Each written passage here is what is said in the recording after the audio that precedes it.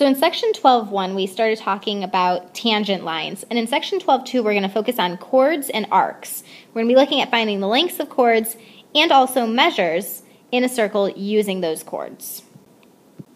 The first thing we need to figure out is what exactly is a chord? What am I talking about when I say that word? So a chord is a segment whose endpoints are on a circle. So in this example, I see that there's this segment right here with one endpoint Q and one endpoint P. Both of those points are on the circle, so we say that PQ is the chord. Now we also have another word here, and that's this arc right here is called a related arc. So I don't really have a definition for you there, but the related arc is just the arc associated with that piece of my circle cut off by my chord. There's 3 theorems and 3 converses that we're going to focus on regarding chords and arcs. The first one is if you have congruent central angles, then it means you have congruent arcs. So looking at this picture, if these 2 angles are congruent, then the arcs that are in between those angles must also be congruent. And the converse of that is true as well. If I have congruent arcs, then I must have congruent central angles. The next one we see is if we have those congruent central angles, we also have congruent chords. And the converse, if we have congruent chords, we must also then have congruent central angles. And the last theorem that we have here is relating the chords and the arcs. If I have congruent chords, then I must have congruent arcs. And if I have congruent arcs, I must also then have congruent chords. So each of these little sections here that I have, the 3 sections, is a theorem and its converse, the theorem and its converse. And then there's pictures associated with each one of them that you should definitely have in your notes.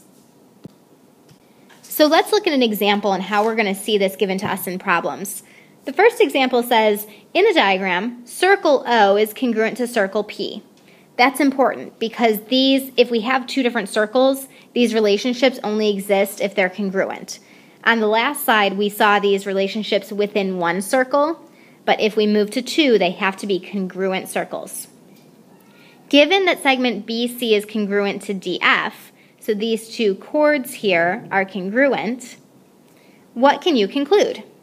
Well, judging by the theorems that we learned on the last slide, I also then know that arc BC must be congruent to arc DF. Because if 2 chords are congruent, then the 2 related arcs are congruent. The other thing we know is if we have 2 congruent chords, then the central angles must be congruent. So angle BOC must be congruent to angle DPF.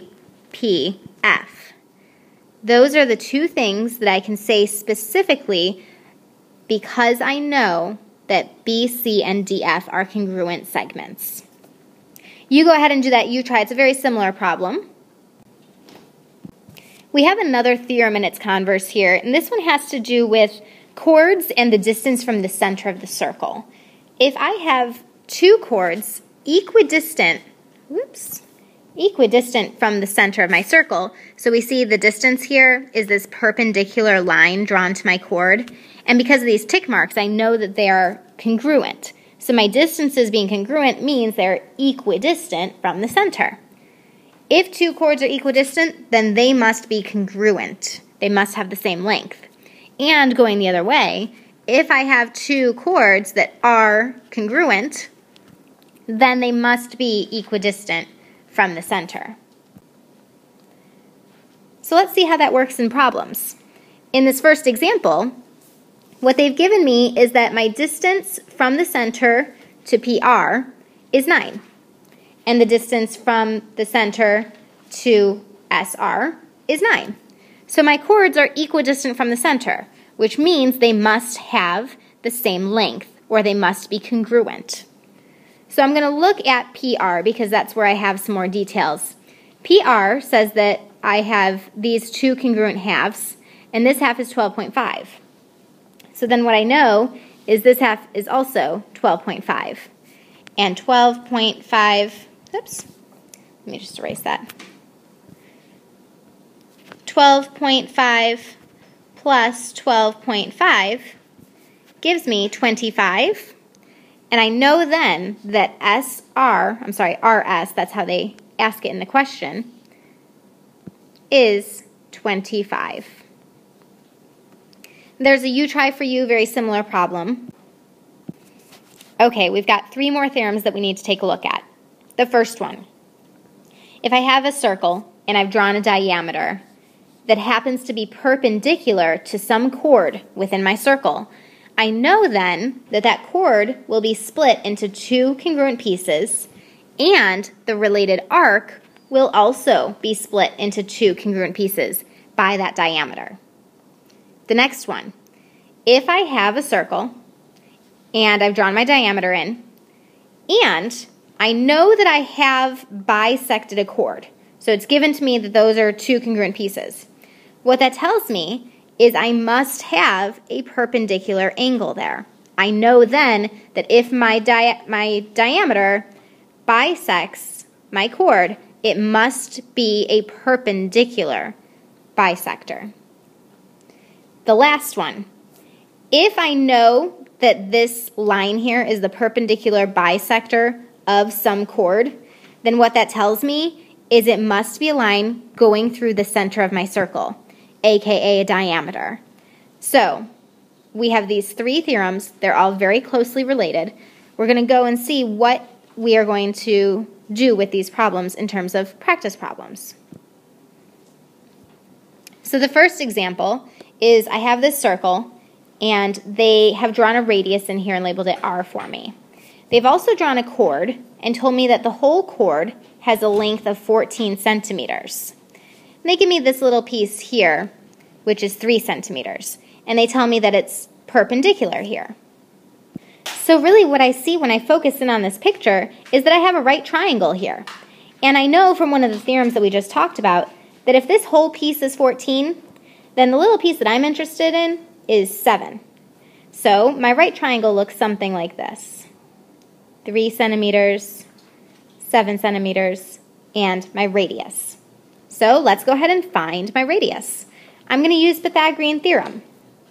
3 squared plus 7 squared equals r squared.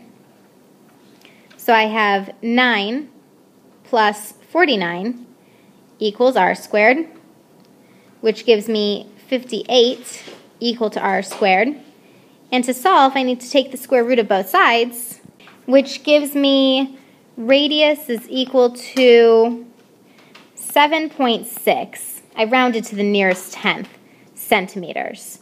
It's really 7.615773106, so I just rounded my answer to the nearest tenth. Now in this next example, I've got a similar problem, except here I see that this has got to be where my right triangle is, and the reason I know that it's a right triangle is I have 2 congruent pieces here, so that tells me I have a right angle there. So I have a right triangle. One of my sides is 11, the other is y, but I need to know what this hypotenuse is in order to get any further. Well, this piece is the radius of the circle, and they told me the radius of the circle over here is 15. So I can just drag that measurement right on over, and I know that this radius is also 15. Now, here is my right triangle, y, 11, and 15. So when I do Pythagorean theorem, I'm going to have 11 squared plus y squared equals 15 squared. So 11 squared gives me 121, y squared, and 15 squared gives me 225. I'm going to subtract my 121 from both sides, and I'm left with y squared equals 104. Take the square root. The square root of 104 as a decimal is 10.198. So I'm just going to round it to y equals 10.2. Y equals 10.2 is my answer when I round it. It was really 10.198, but I round to 10.2. So So please make sure that you do these 2 U tries at the bottom of the screen here. They're similar to the ones that I just did above them. So you can go ahead and follow my examples, and I will see you in class.